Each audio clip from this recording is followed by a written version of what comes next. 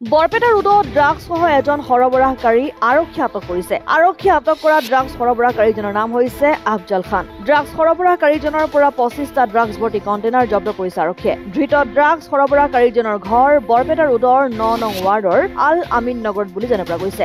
ধৃত ড্ৰাগছ সৰবৰাহকাৰী আফজল খানৰ পৰা 4.52 গ্ৰাম ড্ৰাগছ সহ 2টা মোবাইল ফোন আৰু এখন মটৰ চাইকেল জব্দ কৰিছে আৰক্ষীয়ে। উল্লেখ্য যে ইয়াৰ পূৰ্বেও ড্ৰাগছ সৰবৰাহকাৰী আফজল খান ড্ৰাগছৰ ব্যৱসায় কৰি দুবাৰকৈ গ্ৰেপ্তাৰ হৈ জেললৈ গৈছিল। ড্ৰাগছ সৰবৰাহকাৰী আফজল খানক বৰপেটা ৰোড আৰক্ষীয়ে জেৰাবন্দীত ৰাখিছে। এটা চিক্ৰেট ইনফৰমেশ্যনত আমি আহি বোলে এই আলামী নগৰত এজন ল'ৰাক আমি কৰায়ত্ব কৰোঁ। তেখেতৰ লগত সন্দেহজনক ড্ৰাগছ থকা বুলি সন্দেহ হোৱাত আমি চাৰ্কল অফিচাৰক জনাত তেখেতে আহিবলৈ চেক কৰে। তেখেতৰ সন্মুখত আমি চেক কৰোঁ।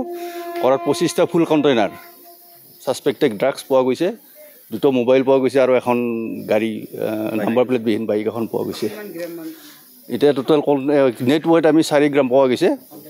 কণ্টেইনাৰ 25টা 25টা এইখিনি এজন ল'ৰা আগতেও গৈছে ড্ৰাগছ কেছত। এইজন ল'ৰা এখেতৰ নাম আফজল খান আলামী নগৰ। অনুমানিত এইটো এটাত 800-900 কৰি বিক্ৰী কৰে, 25টাত এনেকুৱা কৰে। অসম আদিত্য, বৰপেটা।